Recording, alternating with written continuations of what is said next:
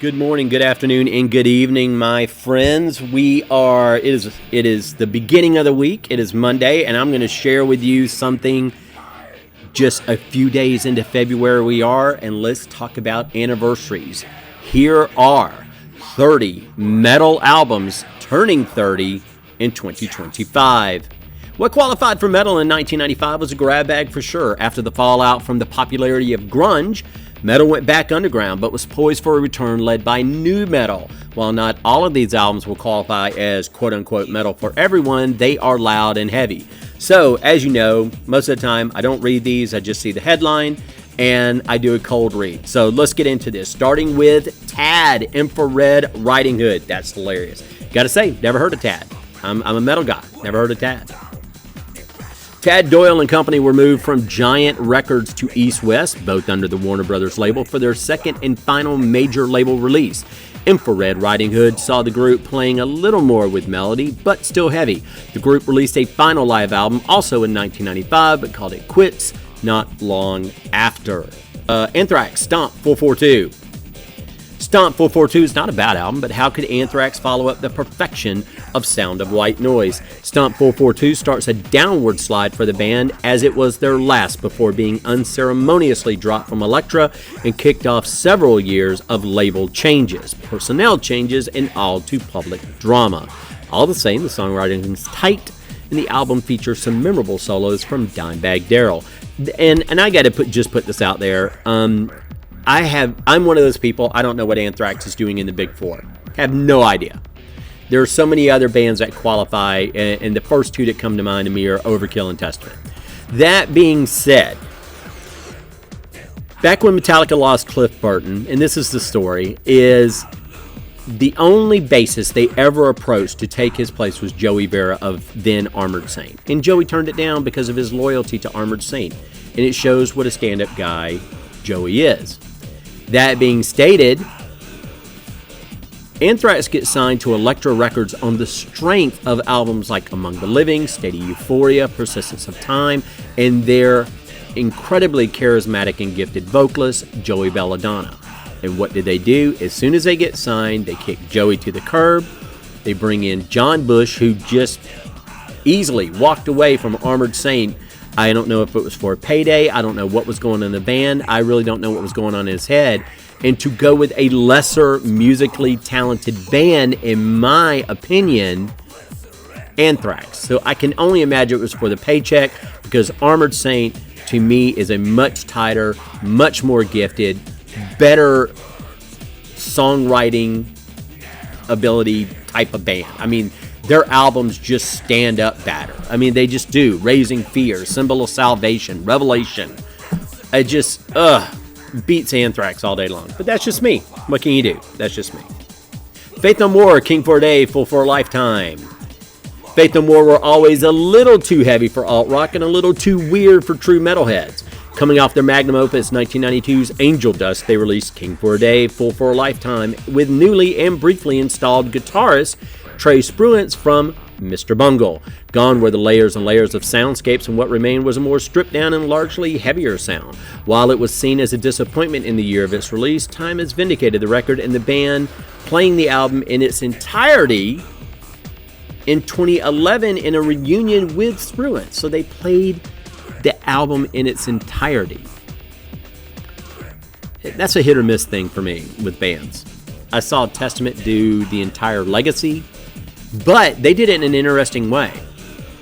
They would do like 2 or 3 songs in order from Legacy, and then they would do something from like New Order, whatever album. And then they would do 2 or 3 more songs from Legacy, and then do. So I like that sort of change up. You got to hear the entire Legacy album without it just going from beginning to end. I saw Megadeth do the entire Rest in Peace album. There's a handful of times I've seen that, and you know, it's hit or miss. And if I wanted to hear a Faith No More album from beginning to end, I mean, come on, The Real Thing, maybe Angel Dust, but definitely The Real Thing. Anyway, to this date, this is the only time Faith No More have played a complete album in a live setting. Next is Ozzy Osbourne, Osmosis. After a failed attempt at retiring, Ozzy returned with Osmosis. In addition to rescuing Zakk Wylde from his swamp rock bleedings, Ozzy enlisted Geezer Butler of Black Sabbath, Dean Castrovano of Journey, Bad English, and no kidding, Cacophony with Marty Friedman and Jason Becker, and Rick Wakeman of Yes. While almost no one would call this album great, it did give Ozzy an excuse to tour, and that's really what it's all about. Next up is Geezer, Plastic Planet. Great freaking album. Speaking of Geezer Butler, in 1995, he unleashed the debut album from his project, Geezer. Butler wrote all the music and the lyrics, but didn't match them up. He actually left that up to newly enlisted vocalist Burton C. Bell of Fear Factory. The lyrics are occasionally silly. No kidding. Anything is silly under a powerful enough microscope, but the music is very heavy, and Plastic Planet is a hidden gem. I'll give it to him. My favorite song off the album is a song called Detective 27. Silly lyrics, silly premise. Really like that song. And I like the fact that it's about Batman. Lita Ford, Black. 1995's Black shows former runaway Lita Ford attempting to move away from hair metal and starting to explore blues and grunge sounds. She assembled a band to include Larry Dennison of Dio, Steve Reed of Supertramp, and enlisted the singers from Flogging Molly, Yngwie Malmsteen, and Nitro, her then husband, to sing backup. The album wasn't well received, and it would be 14 years before she released another album. Grip Incorporated, Power of Inner Strength, their debut. What an album. Former Slayer drummer Dave Lombardo formed Grip Incorporated in 1993 and enlisted Vladimir Swartzka of Despair and Voodoo Cult, Jason Vibrooks of Heathen and Die Krups, and Gus Chambers to fill out the lineup. The band released their debut, Power of Inner Strength, to mixed reception by critics, with some saying they sounded too much like Slayer and others saying they didn't sound enough like Slayer. Whichever way you lean, there's plenty of crushing drums and riff to explore. This whole idea, to me, they sound nothing like Slayer. I gotta be honest. They sound nothing like Slayer. They released 4 albums, and no disrespect to Nemesis Incorporated or whatever, the Power of Inner Strength is a lightning in a bottle debut album. It does not sound like Slayer, even with Lombardo playing. It sounds like its own thing, and with songs like Savage Seas, Retribution, Ostracize, Heretic War Chant, and the crown, the jewel in the crown that is Grip Incorporated, the best, honestly, the best song off the 4 albums to me. And you know what I'm talking about if you've ever heard them. Hostage to Heaven. I mean, just what a superb debut album. What a superb thrash metal album. And, you know, it for me, Nemesis Incorporated, Solidified, they never lived up to that first debut album. They're good albums, but the Power of Inner Strength, like I said, lightning in a bottle. Moving on to Skid Row, Subhuman Race. Paradoxically, Skid Row both benefited and were hamstrung by their timing. Exploding onto the scene in the late 80s, they were able to make it big while hair metal was riding high. They went heavier and punkier, but it was too late for them, and they were already guilty by association. It's a shame because Subhuman Race, they managed to bring in more punk and groove metal influences, even as the band fell apart. Critics were favorable, but the public at large were not. And it is a shame. It is a solid album. And whereas when the grunge type movement kind of happened in the 90s, you had bands purposely move towards that sound. So you had Dokken with Shadow Life, and you had Warrant with Belly to Belly. But when you hear Subhuman Race, it is a logical step, not a contrived step. Moving on, Flotsam Jetsam's Drift. Whoa, very good album. Very good album. After a career high of Quattro, Flotsam and Jetsam floundered to sell a follow-up. Drift shows the band exploring elements of industrial alt metal and groove metal, but pop culture had moved on from metal at large. And it's a great album, but lack of sales caused MCA to drop. The band, Flotsam and Jetsam, have languished in obscurity for decades since, never giving up. It should be noted that they've quietly been releasing great thrash metal albums for the last 15 years or so don't sleep on them. And I'll say this, again, another band, you know, it says, you know, they entertained industrial alt metal and groove metal. Another band where it wasn't a contrived album, it was a logical step. When you hear them go from their thrash roots on Doomsday and No Place for Disgrace, and then they kind of get into this sort of less thrash, more metal area with their third release, And then Quattro comes out. And Quattro is just, it is peak at that point of Flotsam. And when you go into Drift, everything that led up to Quattro and where music was moving and where they were moving, Drift just makes sense. And Drift is a really, really solid album. Yeah, if you can hear, and honestly, if you're a fan of Drift, if you like their later stuff like My God or Ugly Noise or something, Drift fits right in there. I mean, it's terrific. Fantastic album. Fear Factory Demanufacture. 1993's Fear is the Mind Killer remix EP chose a path for Fear Factory going forward. Suddenly the band was a lot less death metal, a lot more industrial with more machine rhythms and songs about machines taking over. Basically, they became Terminator the band. It's not necessarily a bad thing. With Demanufacture, instead of death growls, Burton C. Bell alternated his clean singing with hardcore style shoutouts. Moving on to Iron Maiden's The X Factor. Following Bruce Dickinson's departure to pursue a solo career, Iron Maiden enlisted Blaze Bayley from Wolfsbane to fill in Dickinson's shoes.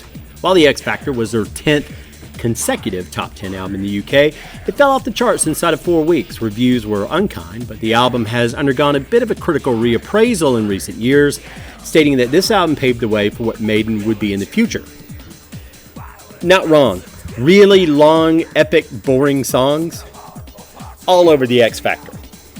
And you can see that on their latest release, without a doubt, when it comes to like Senjutsu, Book of Souls, dear God, Matter of Life and Death. And that's just it. The X Factor went really long and winded. They kind of reeled it back in with Virtual 11. Brave New World sounded like an Iron Maiden album, but then after that, Dance of Death On, just these long, drawn out, I mean, my God. Matter of Life and Death, what a boring ass album. But if you're a Maiden fan, maybe you love it. Maybe you do. I just find them incredibly boring. I mean, for me, their last really tremendously good album, I mean, I like Brave New World with Dickinson coming back, but it was Seventh Son of a Seventh Son. That's my kind of Maiden. But anyway, let's move on. And I'll tell you this, real quick. I don't understand getting Blaze Bayley. When it comes to replacing your singer, it almost seemed like Maiden and another one, Judas Priest. They didn't want their singers, the replacement singers, to outshine their original vocalist. That's what it seems like to me. Because Iron Maiden go out and get Blaze Bayley from Wolfsbane. And when you hear him live, he is struggling to do the Dickinson stuff any sort of justice. Instead of getting a singer like, there was an American Christian band, Christian metal band called Barren Cross, and their singer, Michael Drive, can do Bruce Dickinson without sounding like a clone of Bruce Dickinson. An even better example of a guy who sounds like Bruce without being a Bruce clone is Eric Hawk, the lead singer of Arch. They did 2 albums, Another Return to Churchill and For the Sake of Mankind. He, again, very Bruce Dickenish without sounding like a karaoke version of him. I would have gone with that. And Tim Owens, who is technically a more proficient singer than Rob Halford, I with the exception of Cathedral Spires off Jugulator, he really didn't get to show off what he could do. He really didn't. And he is a phenomenal vocalist. I think he's a better vocalist than Halford. But I'm sure that's just me. Moving on to Death Symbolic. This goes back and forth with individual thought patterns for me. If you ask me what my favorite Death album, some days it's going to be Symbolic, some days it's going to be individual thought patterns. Symbolic. Death Symbolic is universally beloved in the technical death metal genre, with guitarist Bobby Colbell of Azrael, bassist Kelly Conlon of Monstrosity, and drummer Gene Hoglan, Testament, Fear Factory, and they don't list it here, but come on, Dark Angel. That's where he was born. Later, Chuck Schuldiner recorded an album incorporating death metal with melody and crafting something that was both brutal and accessible. Symbolic set a template for many bands to copy for years to come. White Zombie Astro Creep 2000. Having just broke a few years earlier, thanks Beavis and Butthead, and touring endlessly as a result, White Zombie released their final album, Astro Creep 2000. A little less groove metal than La Sexo Cristo, and a little more industrial. The album was a smash hit that paved the way for Rob Zombie's solo career. It's too bad the band couldn't reconcile, but it's a hell of an album to end on. Moving on to Strapping Young Lad's debut, Heavy as a Really Heavy Thing. That is a really good album, Century Media. Devin Townsend recorded Strapping Young Lad's debut in about a week, doing most of the instrumentation himself and with the help of future bandmate Jed Simon. Townsend has been uncomplimentary toward the album, seeming to talk trash about it at every turn. Despite his feelings, one can't deny that the album left its mark. Oh, and the title is pretty funny. Heavy is a Really Heavy Thing. Excellent debut from them. Has some really great... Now, my favorite of those Strapping Young Lad albums, and I'm sure a lot of you, if you listen to them, City. City is, again, beginning to end, perfection. Perfect album, City. And but Devin is just a monster talent in his own. I mean, at the same time he was doing Strapping Young Lad, he had this sort of, not really ambient, but kind of more of a, I mean, there was ambient mixes in there with metal and industrial kind of tinge to it, but was more groove laden, more ethereal, with an album called Ocean Machine, which I really, really liked.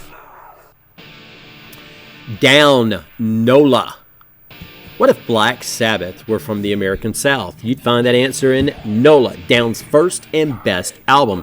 A supergroup featuring members of Pantera, Corrosion of Conformity, and Crowbar. The end result is heavy, doomy, and swampy. In 2001, the band went from occasional distraction to a full, ongoing, real band. Next is Life of Agony, Ugly. LOA, I mean, not a bad band. I don't think they ever topped River Runs Red, but that's just me. I'm sure if you're a hardcore LOA fan, you probably think I'm wrong. When New York's Life of Agony released their sophomore album, Ugly, fans were befuddled. Gone were the NYC hardcore style gang shout vocals, replaced with more melodies, acoustic guitars, and synth. But the heavy riffing remained. Ugly was a complex and challenging record that rewarded the band's true fans while brushing off the fair weather ones. That would be me. I would be the fair weather fan. Gwar, Ragnarok. Gwar's 1995 offering, Ragnarok, is often seen as a mediocre effort after the success and controversy of their first three albums. That being said, this album shows the band exploring a lot of musical territories not seen before with them. Gwar used a lot of keyboards, surf guitar, and various different vocal stylings from multiple members of the group, which they hadn't done prior. While most of these songs had been forgotten as they aren't played live, there are some interesting bits here to check out. Moving on, Deftones, Adrenaline. I think that if people could have seen what the Deftones would become, a larger label than Maverick would have scoped them out for their debut. Adrenaline, ostensibly a new metal band following in Korn's footsteps, Adrenaline is the sound of a young band mixing metal, punk, post-punk, and showing the promise of what the band would grow into after getting past their growing pains. And that's just it. When you're younger, when you're first starting out, you tend to emulate those you dig. They apparently were really influenced by Korn, so they kind of come out as a light Korn or Korn-ish, and eventually you find out who you are. Every singer I know, including myself, we start out emulating those guys we love and eventually find our own voice. Guitarists do the same thing. Really, any musician in the hard rock heavy metal space. Moving on to Fight, a Small, Deadly Space. Rob Halford's post-Judas Priest group, Fight, released their second and final album, A Small Deadly Space, in April of 1995. Halford was continuing to explore the groove metal sound popularized by Pantera, and the resulting album was well received by fans and critics alike. Fight would soon split up, and Halford would explore industrial and traditional metal sounds before ultimately returning to Judas Priest. Monster Magnet, Dopes to Infinity. On Monster Magnet's third album, Dopes to Infinity, the band were well on their way to perfecting their stoner meets space rock sound. Negasonic Teenage Warhead was the band's first successful single. Subsequent singles from the album failed to make an impact, so the band would have to wait for their next album to make it big. Next up is Meshuggah, Destroy, Erase, Improve. I don't know what's with the second E. The Swedish extreme metal band's second album is often used as a template for What? A subgenre of progressive? What is going on? Looks like somebody had a stroke writing this one. Destroy, Erase, Improve is the first release from the band that is an example of the Meshuggah sound and is universally regarded as a high watermark for metal as a whole. What the hell? UFO, Walk on Water. UFO, Michael Schenker, of course. After UFO's second reunion, they released their 14th album, Walk on Water. Even though the resulting tour flamed out after only 4 performances, walking off stage in mid-performance, the album was generally well received. Walk on Water illustrates what the band is best known for, driving rhythms and guitar pyrotechnics. Moving on to Die Krup's Rings of Steel. This is a bit of a cheat since it's a remix compilation album, but for those of us in the United States in the pre-internet era, this was our first exposure to the band. Die Krup's had been flirting with heavy guitars and even released a tribute to Metallica, but Rings of Steel gathered all their best material remixed by members of KMFDM, Nine Inch Nails, Faith No More, Carcass, Biohazard, and others. Deicide, Once Upon the Cross.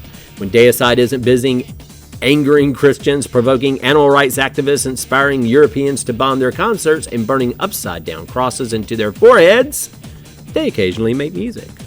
While their first 2 albums are the second and third best-selling death metal albums in history, respectively, Once Upon the Cross didn't sell quite so well. Even so, the album is a slow, pummeling journey that was largely loved by critics. Moving on to Fu Manchu, Daredevil. Orange County's Fu Manchu are the end result of fusing skate punk with 70s heavy music worship.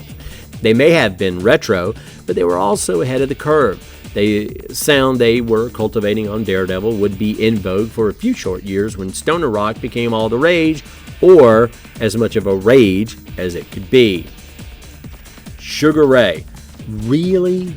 This is the first one that I'm aware of that doesn't make any sense to me. But let's see what they have to say. Lemonade and Brownies. Before the reality TV shows and the plastic surgery, Sugar Ray were a rock band, starting with hardcore in the pre-record deal days. By the time they signed with Atlantic, they were nu metal. There's a certain charm in the primitiveness of Lemonade and Brownies, certainly more interesting than their pop music phase, and absolutely more listenable than their current yacht rock incarnation. Good Lord, so much bad there.